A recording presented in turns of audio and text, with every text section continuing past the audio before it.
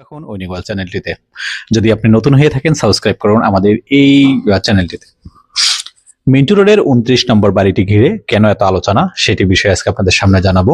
মিন্টু রোডের ঐতিহাসিক 29 নম্বর বাড়ি দীর্ঘ 25 বছর পর আবারও রাজনৈতিক প্রাণচাঞ্চল্য ফেরার সম্ভাবনা তৈরি হয়েছে রাজধানীর মিন্টু রোডের ঐতিহাসিক 29 নম্বর বাড়িটি ঘিরে। ত্রয়োদশ জাতীয় সংসদ নির্বাচনে সংসদে বিরোধী দলীয় নেতা বাংলাদেশ জামাত ইসলামের আমির ডক্টর শফিকুর রহমানের নামে ইতিমধ্যে বাড়িটি বরাদ্দ হয়েছে এবং বরাদ্দ দিয়েছেন গৃহায়ন ও গণপূর্ত মন্ত্রণালয়। ফলে প্রশ্ন উঠেছে, কেন এই বাড়ি ঘিরে এত আলোচনা সমালোচনা?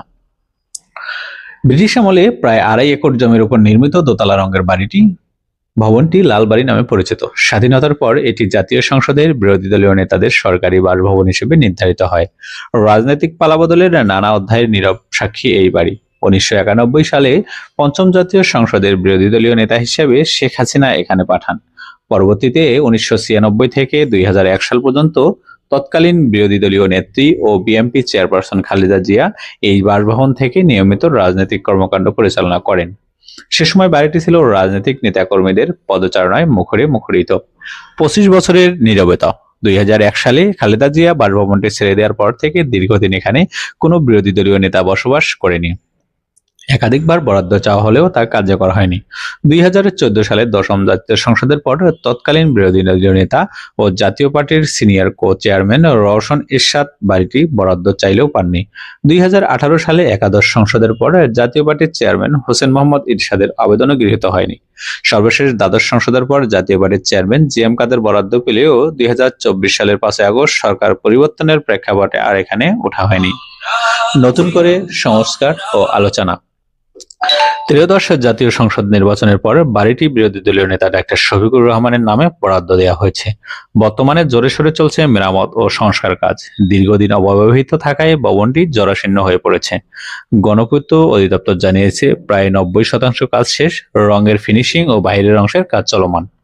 বসবাস উপযোগী করতে আরো 1 থেকে 1.5 মাস সময় লাগবে। যদিও জামাত ইসলামের পক্ষ থেকে এখনো আনুষ্ঠানিকভাবে জানানো হয়নি দলটির আমির সেখানে উঠবেন কিনা। দলটির সেক্রেটারি জেনারেল অধ্যাপক গোলাম মিয়া পরোয়ার বলেন, সংসদ অধিবেশন শুরু হলে দলীয় ফোরামে আলোচনা করে সিদ্ধান্ত নেওয়া হবে। কেন গুরুত্বপূর্ণ এই বাড়িটি? মিন্টু রোডের এই বাড়িটি শুধু একটি সরকারি বাসভবন নয়, এটি দেশের বিরোধী রাজনৈতিক প্রতীকী কেন্দ্র। 1996 থেকে 2001 সময় আওয়ামী লীগ সরকারের বিরুদ্ধে বিএনপি ও জামায়াত সহ 4 দলীয় জোটের আন্দোলনের অন্যতম কেন্দ্রবিন্দু ছিল এটি।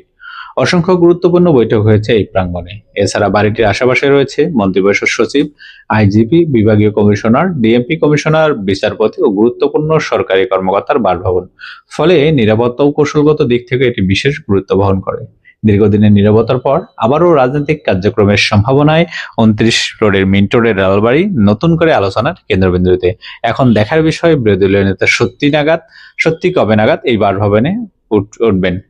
আজকে পর্যন্ত বন্ধুরা, আমাদের চ্যানেলে নতুন হয়ে থাকলে অবশ্যই সাবস্ক্রাইব করুন। আমাদের চ্যানেলটি একটি বৃহৎ একটি চ্যানেল। আমাদের এই চ্যানেলে ইসলাম, শিক্ষা, স্বাস্থ্য, সংবাদ পরিক্রমা, ট্রাভেলিং এবং বিভিন্ন বিষয় নিয়ে আমাদের এই আয়োজন দেখতে চোখ রাখুন ওনিওয়াল চ্যানেলে। আসসালামু আলাইকুম ওয়া রাহমাতুল্লাহি ওয়া বারাকাতুহু।